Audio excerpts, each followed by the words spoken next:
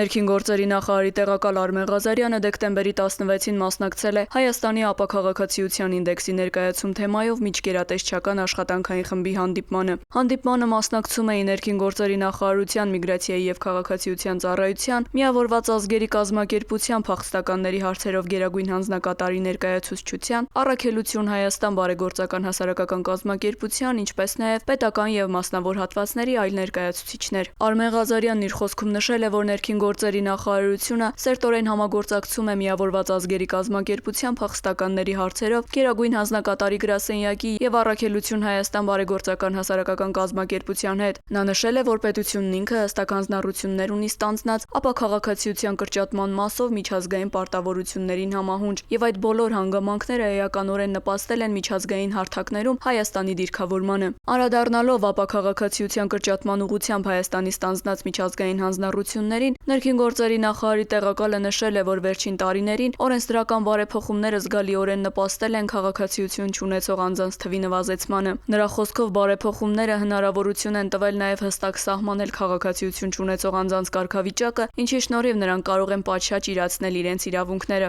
Արմեն Ղազարյանը նշել է, որ պետական եւ իրավական քաղաքականություններ մշակելիս որոշ խոցելի խմբեր հաճախ մնում են տեսադաշտից դուրս, եւ այդ համատեքստում կարեւոր է նրանց նկատմամբ թիրախային վերաբերմունքը։ Միավորված ազգերի կազմակերպության փախստականների հարցերով գերագույն հանձնակատարի պաշտպանության գծով ղեկավար Գաննա Կոպցյուխը ընդգծել է, որ Հայաստանի կառավարությունը իդեմս Ներքին գործերի նախարարության ցուցաբերել է հետևողական քաղաքականություն, որի արդյունքում արձանագրվել է էական առաջընթաց ինչպես ապաքաղաքացիության խնդրի նվազեցման, այնպես էլ իրավական մեխանիզմների մշակման եւ ներդրման ուղղությամբ, նպաստելով քաղաքացիություն չունեցող անձանց քաղաքացիություն ձեռք բերելու գործընթացին։ Ներկայացվել է Հայաստանի ապաքաղաքացիության ինդեքսը, որը բավականաչափ բարձր ցուցանիշ է։ Ներկայացվել է նաև միջազգային լավագույն փորձն ու չափանիշները, ինչպես նաև այն խնդիրներն ու բաց թողումները, որոնց շտկումն անհրաժեշտ է ապաքաղաքացիության խնդրի հաղթահարման գործընթացն առավել արդյունավետ եւ համաշխարհային չափանիշներին համապատասխան դարձնելու համար։ Ներքին գործերի նախարարության, միգրացիայի եւ քաղաքացիության ծառայության պետ Նելի Դավթյանն իր խոսքում ընդգծել է ոլորտի լավարկման ուղղությամբ մշտական պատրաստակամությունը որպես լիազոր մարմնի սեփական հանձնառությունը, ինչպես նաև բարձր գնահատել միջազգային եւ հասարակական կայուն եւ բարձրորակ գործընկերությունը, որն առկա է ոլորտում։ Հանդիպումը ապաքաղաքացիության խնդրի հաղթահարման, տեղական եւ միջազգային գործընկերների հետ արդյունավետ համագործակցության, ինչպես նաև թիրախ խմբերի նկատմամբ նպատակային ուշադրության անհրաժեշտությունը գնահատելու հնարավորություն էր։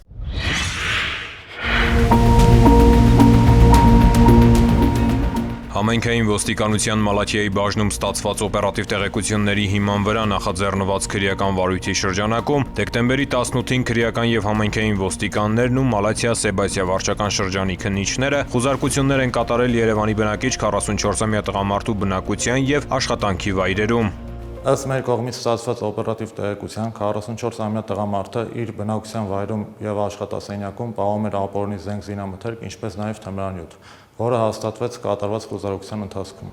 Խուզարկությամբ 44-ամյա տղամարդու աշխատասենյակում հայտնաբերվել են սպիտակ բյուրեղանման եւ փոշենման զանգվածներ ու սպիտակ հետքերով գլանակ։ Կուրղինյան փողոցում գտնվող նրա տանը կատարված խուզարկությամբ հայտնաբերվել են 3 ատրճանակ, փամփուշտներ, պահեստատուփեր, հոգեմետ դեղահաբեր, տեղնականաչավուն զանգված, հեղուկանման զանգվածով գլանակներ, մոխրացած հետքերով կաթուցիչներ։ 44-ամյա տղամարդը զենք զինամթերք պահելու, կրելու,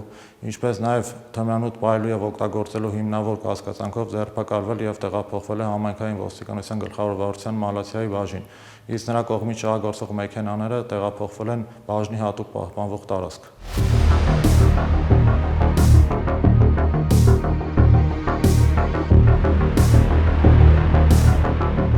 Երևանի բնակիչ 44-ամյա տղամարդը կազմված փաստաթղթերի հետ ներկայացվել է նախաքննական մարմին, նա տեղափոխվել է ձերբակալվածների պահման վայր, կատարվում է նախաքննություն։ Ծանուցում ենթադրյալ հանցանքի մեջ կասկածվողը կամ մեղադրվողը համարվում է անմեղ, քանի դեռ նրա մեղավորությունը ապացուցված չէ Հայաստանի Հանրապետության քրեական դատավարության օրենսգրքով սահմանված կարգով, դատարանի օրինական ուժի մեջ մտած դատավճռով։ Կառավարությունն իրազեկում է։ Հայաստանի Հանրապետության ներքին գործերի նախարարության ոստիկանությունը հորդորում է. Հարգելի քաղաքացիներ, որևէ պատրվակով անծանոթ անձանց մի տրամադրեք անձնագրային եւ բանկային տվյալներ։ Մի փոխանցեք նաեւ համացանցի տարբեր հարթակներում գրանցված ձեր անհատական հաշիվների մուտքանունները, գաղտնաբառերը եւ SMS ծանուցմամբ ստացված մեկ անգամյա կոդերը։ Նշված անձնական տվյալները փոխանցելով այլ անձանց, հավանական է, որ դրանք հետագայում օգտագործվեն տարբեր հանցավոր սխեմաներում ներգրաված անձանց կողմից, եւ արդյունքում կարող եք ոչ միայն զրկվել ձեր էլեկտրոնային դրամապանակների, բանկային հաշիվների, անհատական հաշիվների հասանելիությունից, այլև դառնալ ֆինանսական հափշտակությունների զոհ։ Հանցավորների ձեռքում հայտնված տվյալները կարող են օգտագործվել նաև այլ հանցագործությունների կատարման համար։ Եղեք զգոն, պահպանեք ձեր անձնական տվյալները։ Ներքին գործերի նախարարության հաշվառման քննական ստորաբաժանումները կաշխատեն նաև առաջիկա շաբաթօրերին՝ դեկտեմբերի 6-ին, 13-ին և 20-ին Երևանի և մարզերի հաշվառման քննական ստորաբաժանումների համար սահմանվել են աշխատանքային օրեր ժամը 9-ից մինչև 18 ներառյալ։ Քաղաքացիները գործարք կատարելու համար կարող են նախապես հերթագրվել roadpolice.am հարթակի, ինչպես նաև Early One Mobile հավելվածի միջոցով և սպասարկվել իրենց հարմար ժամերին։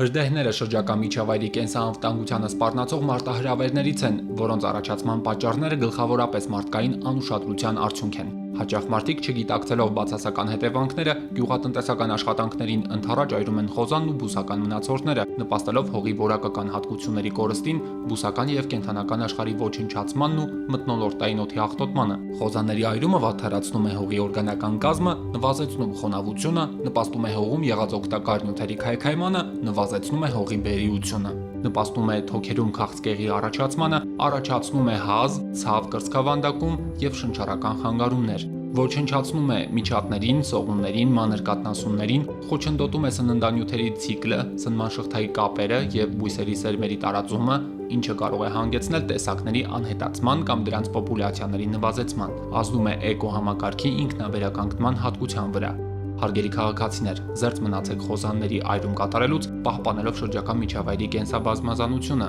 իսկ նկատած հրդեհի կամ ծխի դեպքում զանգահարեք 911 հեռախոսահամարին։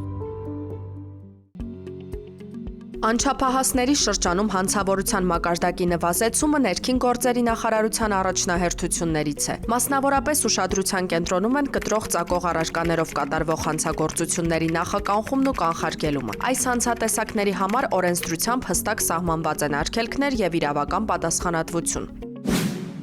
Երեխայի իրավունքների մասին օրենքն արգելում է երեխային ներգրավել արտաքին տեսքով կամ կառուցվածքով սառը զենքի նմանվող և արտադրական կենցաղային, տնտեսական, ուսումնական, մշակութային կամ դեկորատիվ նշանակություն ունեցող առարկաների, սարքերի կամ գործիքների վաճառքին։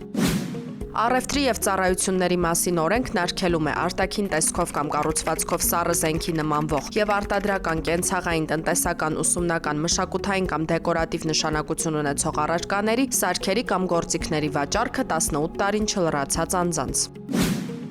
Վարչական իրավախախտումների վերաբերյալ օրենսգրքի համաձայն արտաքին տեսքով և կառուցվածքով սառը զենքի նմանվող և արտադրական, կենցաղային, տնտեսական, ուսումնական, մշակութային կամ դեկորատիվ նշանակություն ունեցող առարկաներ, սարքեր կամ գործիքներ 18 տարին չլրացած անձանց վաճառելու դեպքում վաճառողը կտուգանվի սահմանված նվազագույն աշխատավարձի 100-ապատիկի չափով։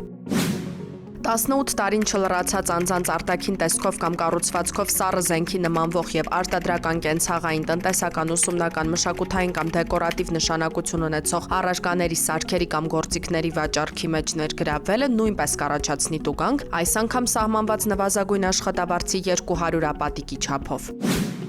16-ից 18 տարեկան անձի կողմից արտաքին տեսքով կամ կառուցվածքով սառը զենքի նմանվող և արտադրական, կենցաղային, տնտեսական, ուսումնական, մշակութային կամ դեկորատիվ նշանակություն ունեցող առարկաներ, սարքեր կամ գործիքներ կրելը առաջացնում է տուգանքի նշանակում սահմանված նվազագույն աշխատավարձի 40-ապատիկի չափով, միաժամանակ վերցնելով այդ առարկաները, սարքերը կամ գործիքները։